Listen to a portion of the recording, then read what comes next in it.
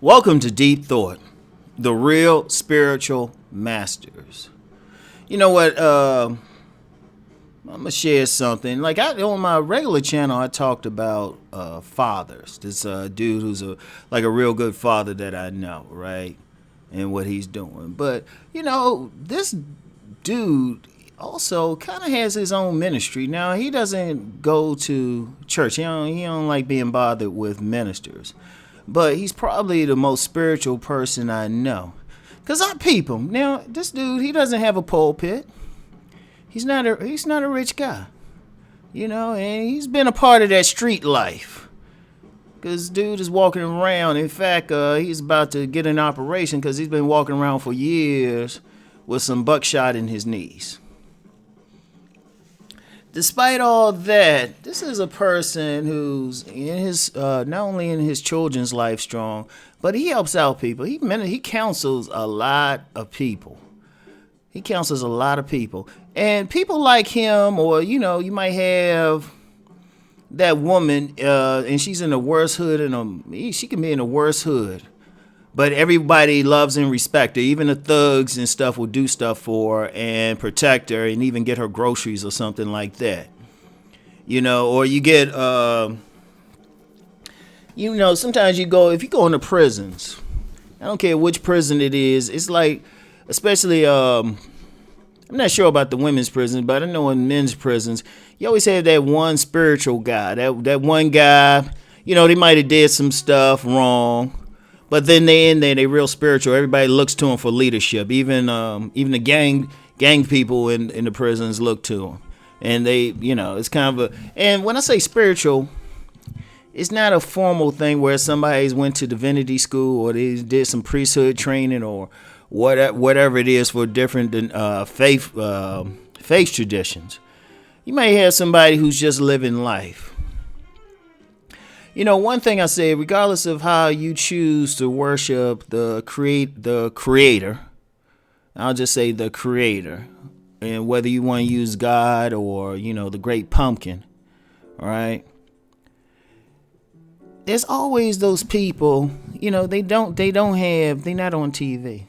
They're not speaking in front of people. They're not teaching a bunch of people how to meditate. The real spiritual masters are those people who right there in the middle, who need something done, who need help, who can help people directly. So you got a lot of these ministers and priests and whatever. Yeah, they talk a good game. Or even some of these gurus and stuff. If you notice, these gurus charge more money. You go in their retreats, you got to pay thousands of dollars. Or they got their books and all of this stuff, and everybody calls them something, and that's cool. But then you got a lot of them don't deal with that person who needs the help right there. And I mean the real help. You got some, especially if y'all in the hood. Anybody's been through a hood, know some people. Or not even a hood, any place. They could be solidly middle class, have money, but going through some emotional issues. And you got that person who could probably say, hey, this is what you need to do. They not a counselor. And they don't even have to be a spiritual person. Because it's the same thing. You got, you got all these people you charge for therapy and all of that. And even writers, even people like myself. I'll say even people like myself. But then you get somebody who's right there with the person. And they'll be the ones that somebody will listen to. Or are they the ones making a difference? Like I know of an older woman, she's had probably hundreds of foster children come through her home. And mostly girls, mostly women as far as I know, mostly girls. And these girls have been sexually abused, they've been abandoned and everything. Now, I'm quite sure somebody say, well, a minister can tell them or a guru can tell them, to meditate and do all that. But maybe they don't need all that. Maybe they need this woman who just accepts everybody. She takes them in. They broken and she takes them in. And she's had some wild ones, but she takes them in, she show them some love, give them some direction. That's a spiritual master to me. You know, you need the warriors. You need the people who want to do something. Because, I mean, and I'm going to just be real. You got these ministers, you got these new age gurus, you got all these people, they can be on TV, they say all this good stuff, and then they go back home, you know, to their big homes that, you know, all their talking is paid for. But how much does it really help somebody? What if you got somebody who can't really read, or somebody who has to work so hard they honestly can't watch TV? You know, contrary to popular belief, everybody don't have smartphones. It still hasn't reached saturation point, really. So what if that person don't have a smartphone, or they gotta get a prepaid or something? Actually, prepaid phones are the largest out there. And my point is, you know, some people just don't have it. They might not be able to read or have a chance to get that guru, or have the means to really watch someone even on YouTube, or even to watch something like this. But then, like my friend around here, they interact with him because they right there, and he's right there to speak to him. I mean, that dude has talked with gangsters. He's mediated feuds between friends, you know. Even myself, because I wasn't friendly to his ass at first. And he said he would see me in the store. He said, that dude looks so mean. And then he just kind of reached out. And that's a good dude. That is a good ass man. You know? And then him reaching out actually helped me. Like, you know, I know I'm doing this stuff, but he's helped me with some things. You know, sometimes Rom need to talk to somebody. You know? So just kind of talking with him, letting go, he's giving me perspective on a lot of stuff. And see, that person is important. That's where the masters are. Like, look. I've had a person here and there call me a master or something. Or they say, yeah, you're teaching and all that. You know, yeah, I say thank you. Anytime anybody give me anything like that, I'm just appreciative. Right? But reality, you don't want to meet that master. Hang out in the hood or deal with somebody. You know what? I had a teacher in high school. Right? And ironically, he was an interesting dude. He taught a religion class, but he was an atheist. And the famous line I have, I remember from him, and outright, he's passed away. He's passed away because he was he got killed in an accident with. Now this is a white man, right? Got killed with his 2 black foster sons in an car accident. And the thing about him was, this was a gentleman who fought in Vietnam. He volunteered for. This is a white man from a fairly privileged background who volunteered to fight in Vietnam. And whatever he saw over there just changed him. Whatever he saw over there, I mean, this dude was a lieutenant. This dude could speak, like in class, he get mad at us or something. He curses out in Vietnamese. So I mean, he was highly intelligent. And he could have easily been in corporate America or something. But this dude would teach us about ethics. He would make us go to soup kitchens and stuff like that. He would volunteer at a soup kitchen every weekend. He would just reach out for the poor and everything. I mean, that dude actually paid for the schooling of several students over the years. He paid he paid for them to be educated, like some poor kids. He paid for them. To me, that's a spiritual master. Those are the ones who are going to do something. Those are the ones I admire. You know? And I think I got that from my mother. I might have mentioned that. You know what? My mother had a lot of issues, but, you know, despite going through fighting her own personal demons, she used to reach out to kids when I was very little and teach them Bible stories. And did Bible study with them. Even kind of helped with this one little kid to read. Those are the masters. It's not the person driving the car or got the fancy suit or, you know, they sound all good and they say, well, I can meditate. Like, I mentioned that about monks. You know, that's good that a monk can be away from the world and they can meditate on the existence of a pea or something and they can do fantastic things. But what good is that if you're not really out there where the people need it? You know? That's where you got to be. That's where you need the spiritual master. You don't need them sitting up on some pulpit. You don't need them doing videos. you know. And I'm saying that, yeah, I'm doing videos, but you know what? I'm not you know what? I don't consider myself a spiritual. I'm just out here doing stuff. But the real people, those people who can make a difference. Getting back to my friend, that dude, just by where he is, that dude is probably making a difference throughout the neighborhood. Because he don't have a car. He walks, I saw him the other day. I gave him a ride someplace.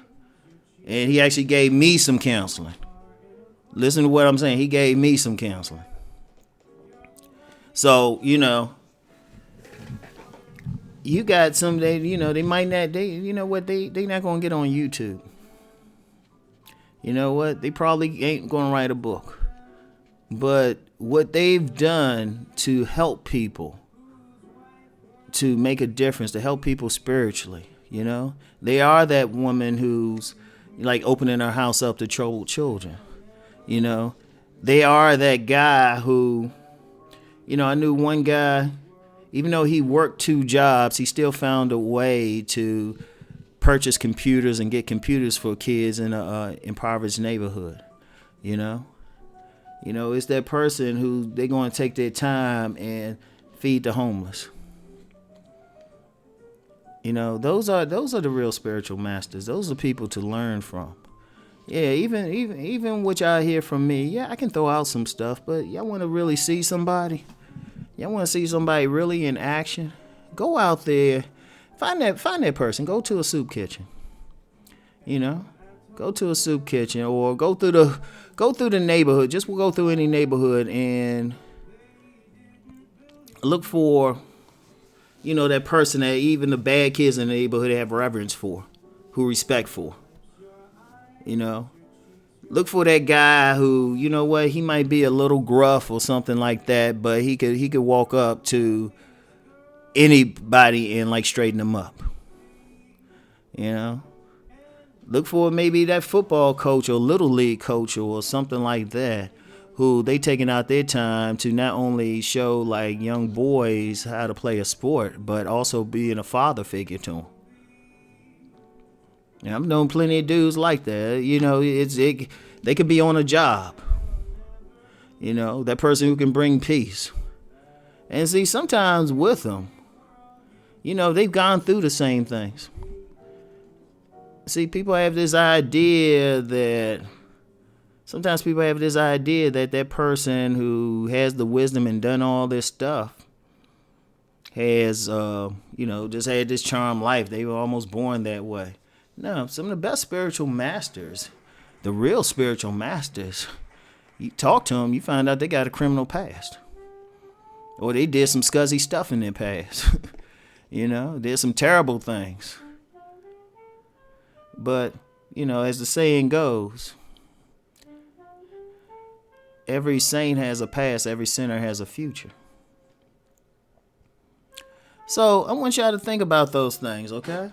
I want y'all to think about it, right? The real spiritual. Every single person listening probably know that one person who made a difference, but they weren't a minister or, you know, they could have been a teacher, but they weren't like a quote unquote spiritual person or what we think of or a spiritual leader, but it was just somebody who talked to you. Could have been a gardener or something who just talked to you, you know?